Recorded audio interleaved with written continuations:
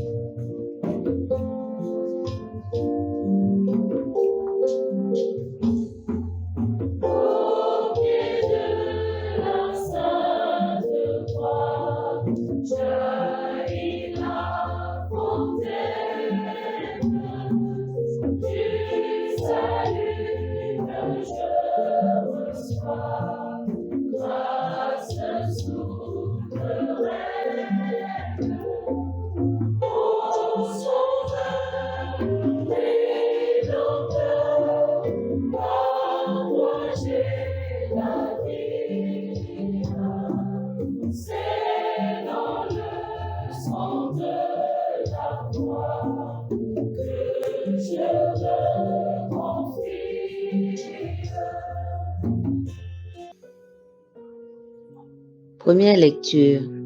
Lecture tirée de 2 Chroniques, chapitre 5, versets 1 à 14. Ainsi fut achevé tout l'ouvrage que Salomon fit pour la maison de l'Éternel. Puis, il apporta l'argent, l'or et tous les ustensiles que David son père avait consacrés, et il les mit dans les trésors de la maison de Dieu. Alors Salomon assembla à Jérusalem les anciens d'Israël et tous les chefs des tribus, les chefs de famille des enfants d'Israël, pour transporter de la cité de David, qui est Sion, l'arche de l'alliance de l'Éternel. Tous les hommes d'Israël se réunirent auprès du roi pour la fête, qui se célébra le 7e mois. Lorsque tous les anciens d'Israël furent arrivés, les Lévites portèrent l'arche. Ils transportèrent l'arche, la tente d'assignation et tous les ustensiles sacrés qui étaient dans la tente. Ce furent les sacrificateurs et les Lévites qui les transportèrent. Le roi Salomon et toute l'assemblée d'Israël convoquée auprès de lui se tinrent devant l'arche. Ils sacrifièrent des brebis et des bœufs qui ne purent être ni comptés ni nombrés à cause de leur multitude. Les sacrificateurs portèrent l'arche de l'alliance de l'Éternel à sa place, dans le sanctuaire de la maison, dans le lieu très saint, sous les ailes des chérubins.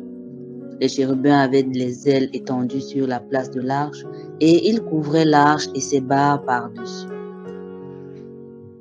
On avait donné aux barres une longueur telle que leurs extrémités se voyaient à distance de l'arche devant le sanctuaire, mais elles ne se voyaient point du dehors. L'arche a été là jusqu'à ce jour. Il n'y avait dans l'arche que les 2 tables que Moïse y plaça en Horeb, lorsque l'Éternel fit alliance avec les enfants d'Israël à leur sortie d'Égypte. Au moment où les sacrificateurs sortirent du lieu saint, car tous les sacrificateurs présents s'étaient sanctifiés sans observer l'ordre des classes. Les Lévites, qui étaient chantres d'Asaph, Éman, Jéduthun, leurs fils et leurs frères, revêtus de pissus, se tenaient à l'orient de l'autel avec des cymbales, des luttes et des harpes, et avaient auprès de 120 sacrificateurs sonnant des trompettes. Et lorsque ceux qui sonnaient des trompettes et ceux qui chantaient, s'unissant d'un même accord pour célébrer et pour louer l'Éternel, firent retentir les trompettes, les cymbales et les autres instruments, et célébrèrent l'Éternel par ses paroles. Car il est bon, car sa miséricorde durera toujours. En ce moment, la maison de l'Éternel fut remplie d'une nuée. Les sacrificateurs ne purent pas y rester pour faire le service à cause de la nuée, car la gloire de l'Éternel remplissait la maison de Dieu. Amen. Deuxième lecture, lecture tirée du psaume 150. Louez l'Éternel, Louez Dieu dans son sanctuaire. Louez-le dans l'étendue où éclate sa puissance. Louez-le pour ses hauts faits. Louez-le selon l'immensité de sa grandeur. Louez-le au son de la trompette. Louez-le avec le luth et la harpe. Louez-le avec le tambourin et avec des danses. Louez-le avec les instruments à cordes et le chalumeau. Louez-le avec les cymbales sonores. Louez-le avec les cymbales retentissantes. Que tout ce qui respire loue l'Éternel. Louez l'Éternel. Amen.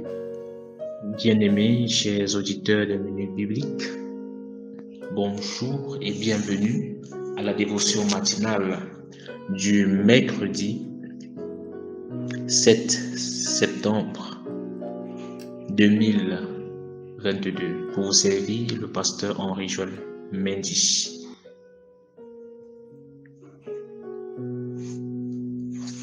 Notre texte nous présente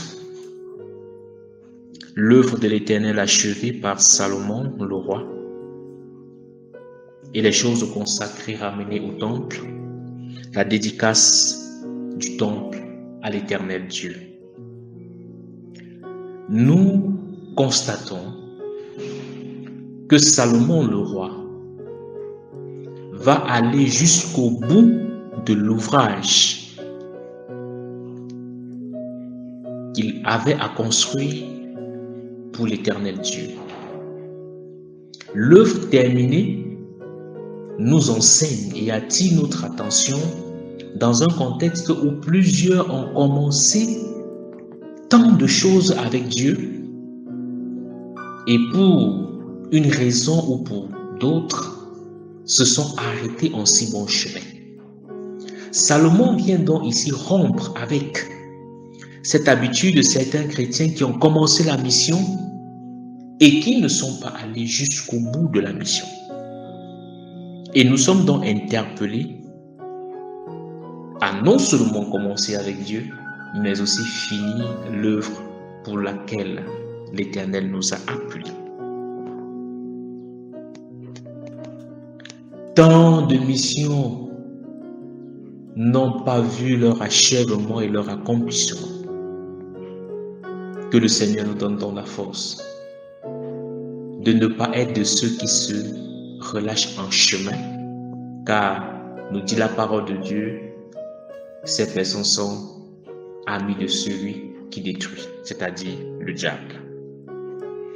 Bien-aimés chers auditeurs des Minutes Bibliques, au-delà de cette interpellation à demeurer fidèle à Dieu et achever l'œuvre que nous avons commencée et aller jusqu'au bout avec l'Éternel Dieu, le temple construit par Salomon sera dédicacé, c'est-à-dire consacré à l'Éternel. Et pour ce faire, l'arche de l'Alliance qui a été construite du temps de Moïse et dans laquelle Moïse a déposé les 2 tables de loi sera transportée dans une cérémonie grandiose et colorée pour être déposée dans le temple de Dieu. La présence donc de cette arche qui a connu beaucoup d'histoires, de déportations autres, d'arche qui a été même pris par les Philistins et ramené, nous montre la fidélité de Dieu malgré les péripéties, les persécutions, les difficultés de la vie. Dieu reste fidèle. Son alliance, l'arche de l'alliance est arrivée jusque dans le temple construit par Salomon sous l'inspiration et la recommandation de l'Éternel Dieu. Bien-aimés, qu'importe les situations traversées et même rencontrées, Dieu demeure fidèle. Et il est important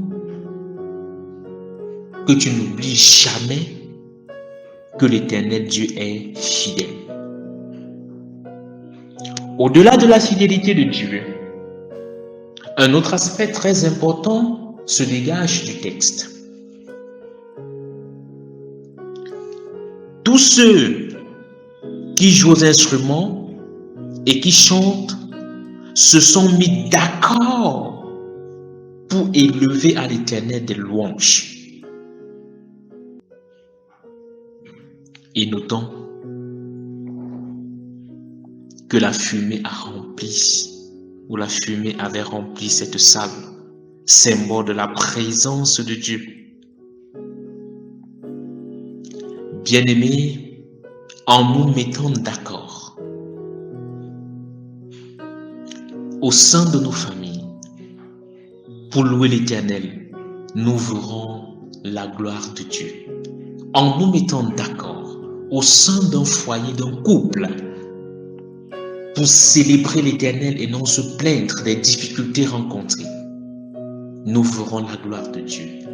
En nous mettant d'accord au sein d'une équipe pour célébrer Dieu, pour louer Dieu, d'une même voix, nous verrons l'Éternel accomplir des choses merveilleuses, preuve de sa présence au milieu de son peuple. Oui, l'Éternel est bon, comme pouvaient le chanter ces personnes, et sa miséricorde durera toujours. L'Éternel demeure bon, et sa miséricorde n'est pas pour un temps. Bien-aimé, qu'importe les situations que tu traverses, rappelle-toi que l'Éternel est bon et que sa miséricorde durera toujours. Et que la grâce de l'Éternel soit avec chacun de vous, au nom du Père, du Fils et du Saint-Esprit. Amen. Chers frères et sœurs en Christ, une fois de plus, merci pour votre attention et que la paix du Seigneur soit toujours avec vous.